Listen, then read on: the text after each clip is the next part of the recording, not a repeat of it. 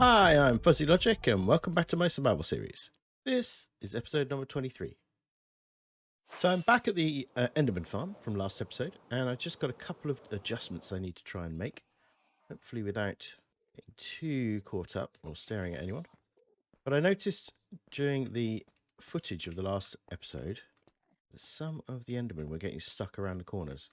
I thought just by adding in some of these, they might head off. It's possible I've made it too high, but I think if they get far enough away, it should just go charging in. There we go. That looks much better.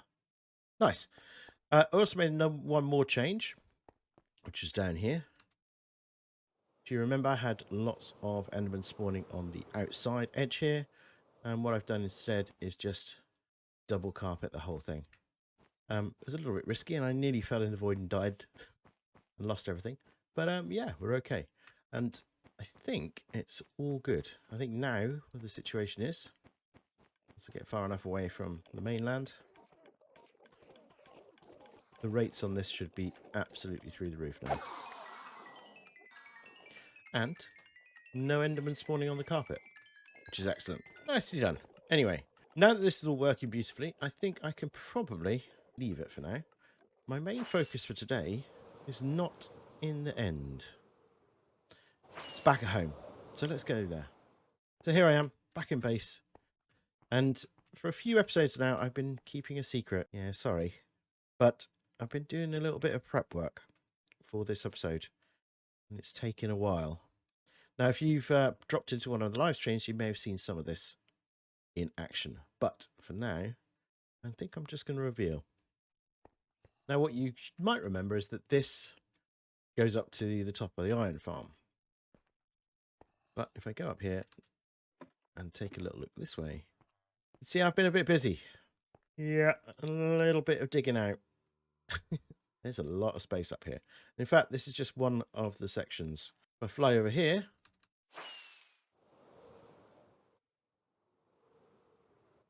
see we've got a whole other section at the top here, and then another section right at the top as well.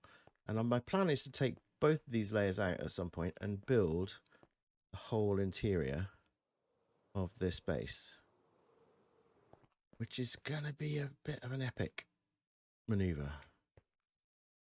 But I've been doing a little bit of planning, and I think I've got at least a start of a design. But it does involve taking out this roof first. So I think that's what I'm going to do. Now, just warn you, there's probably going to be a lot of time lapse in this episode. Big plans. Very big plans.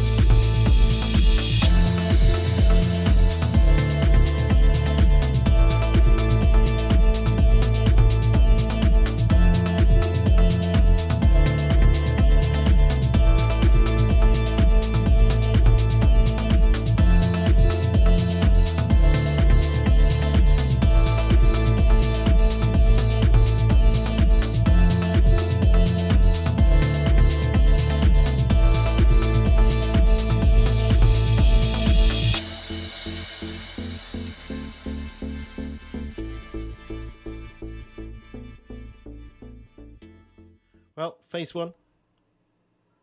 Hello. As I was saying, phase one, just about sorted. Take a look. It's looking all right. Oi, what are you doing? Thank you. Ugh, not you again. Give me a second. Let me just sort this out. Let's try that without all the interruptions. It's coming together quite nicely. Managed to take out the first layer of the roof, and I've also started to put in place the structure for the next floor. And it's looking all right, actually. I've got a couple of things that need refining. Obviously, I need to figure out exactly how this is all going to connect to the back here. But at the moment, I'm pretty chuffed. And as you may have seen in the time lapse, I also built a nice roof for this little section out here. Not quite sure what I'm going to do with it yet. My original plan was to make it into sort of a garden, but I don't know, we'll see. But down here, made a little bit of a start blocking out a couple of things. So sorting out the corners a little bit, and then sorting out this section here. I need to hide all of this black concrete. I think I'm going to do it with a big rocky stony stack going right the way up. But I've got to figure that bit out. Other than that, I think the next step is to work on this middle part here. But I'm pretty happy with how it's going at the moment. So we'll see. I've got another live stream coming up, so hopefully we'll make some more progress.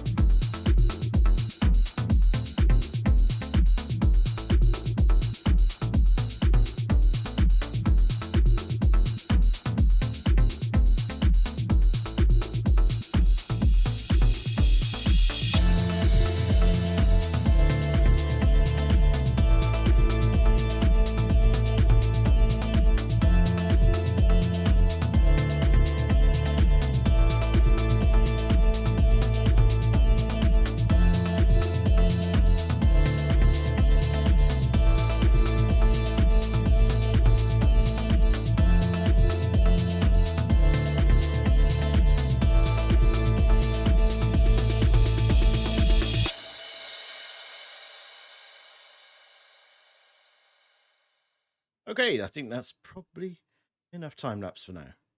But looking around, very, very pleased with how this has worked out. Finally got around to adding in some lava. There was a suggestion from one of my subscribers. Thank you very much. And I think it looks great. A great addition to the whole structure. Yeah, first layer is pretty much there, I think, now. But a couple of things to sort out. Going to have to move this area up there somewhere, and I think the next stage of the plan involves more copper. And I pretty much used up the last of my copper building the roof out here. Pretty much out. I'm not sure if I've got much left. So I think I need to build a copper farm. And luckily, ENXO4 has come up trumps again. So, having said this episode's not really going to be based in the end, it's time to go back to the end. Well, made it to the end without staring at the Enderman. Just in case, I've made myself a little shelter and scouted out the area. I think I found the right spot for this farm. Might not be the most optimal location, but I think it will work all right. I think it will work fine. Now, this is pretty much all of the stuff you need to make the farm. In fact, I've got more blocks here than I need, just in case I mess up. And a couple of extra blocks for wrangling some zombies, and then the couple of the main swords for operating the farm. I'll get to those a little bit later. But this is a really simple farm to build, so I'm just going to grab a few things, get started. As I mentioned before, this is an ENXO4 farm. And if you don't know who he is, go and check out his channel. I'll leave some links in the description below. I've built probably 4 or 5 of his farms, and if you want to build survival farms, he's a genius, an absolute genius. This farm is really straightforward. It works on the principle of zombie reinforcements. You kill or you attack some zombies, they call reinforcements, and the farm just builds and builds and builds. Inside the farm, they get trapped inside a water stream, and the zombies turn into drowns, and then when you kill them, there's a chance of getting a copper ingot. That's how the farm works. Now, it's important you use the right swords and get the timings right. So I highly recommend, if you want to build this farm, go and check out Ian's video. It's got loads and loads of information, particularly in the descriptions. Go and check him out. And that's it. That's the whole farm. It's literally tiny. It takes very, very little time to make. The only thing left to do now is to go and find some zombies.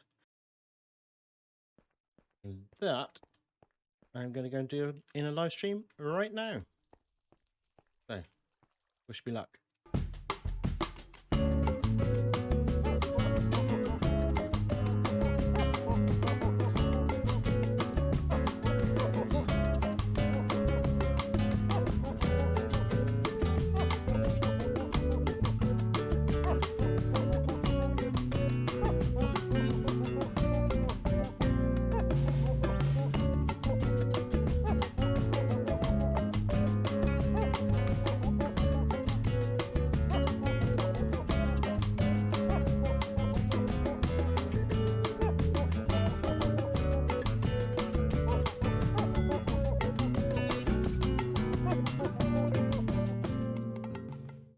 This farm is insane.